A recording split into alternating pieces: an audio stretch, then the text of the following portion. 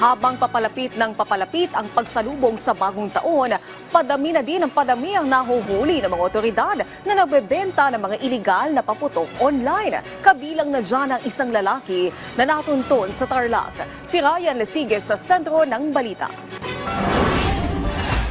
Ang sabi po niya, pandagdag daw po nung handa nila para sa Christmas Eve. And sa law po natin or sa batas po natin, hindi po yun sapat na rason para gumawa po tayo ng illegal activities. Imbes na asawa at anak, malamig na rehas ng kulungan ang mga kasama ng lalaking ito sa Noche Buena matapos arestuhin ng mga tauhan ng PNP Anti-Cybercrime Group sa Tarlac dahil sa pagbebenta ng iligal na paputok. Tatanggapin na sana ng sospek ang pera kapalit ng mga iligal na paputok ng palibutan siya ng mga tauhan ng PNP ACG at saka penosasan.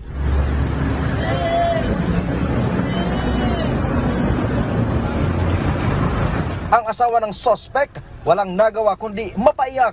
Ayon kay PNP ACG spokesperson Police Lieutenant Wallen May Arancillo, nabuking ang modus ng sospek dahil sa pinagting na cyber patrolling ng mga otoridad dahil sa talamak na bentahan ng iligal na paputok online. Nag-send po ng advertisement yung suspect na meron siyang binibentang firecrackers and nag-engage po yung cybercops natin sa kanila and nalaman po natin na merong illegal firecrackers na binibenta yung suspect. And also po, hindi po, wala po siyang registered na permit from the BFP or sa City Hall or sa BIR man po. And nung nag-engage po, nag-agree po sila for meet-up. Kasong paglabag sa RA 7183 na nagre-regulate sa pagbebenta, distribution, manufacture at paggamit ng firecrackers at iba pang pyrotechnic devices ang kakaharapin ng suspect. Since ginamitan po ng information and communications technology, yung ginawa niyang illegal activities or the selling of illegal firecrackers was done online, magiging mas mabigat po yung parusa sa kanya kumpara dun sa traditional na ginagawang crime. So magiging 1 degree higher yung magiging penalty niya, that's 6 years and 1 day to 12 years imprisonment.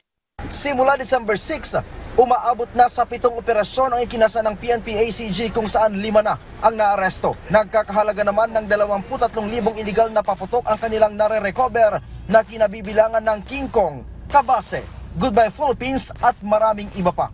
Ngayong ilang tulog na lang sasalubungin na ang bagong taon, mas paigtingin pa raw ng PNP Anti-Cybercrime Group ang kanilang pagpapatrolya online upang hindi malusutan ng mga magbebenta ng iligal na paputok. Payo naman ng mga otoridad sa publiko, bumili lamang ng mga firecrackers sa lisensyadong mga tindahan. Mula dito sa Campo Crame, Ryan Lesiges para sa Pambansang TV sa Bagong Pilipinas.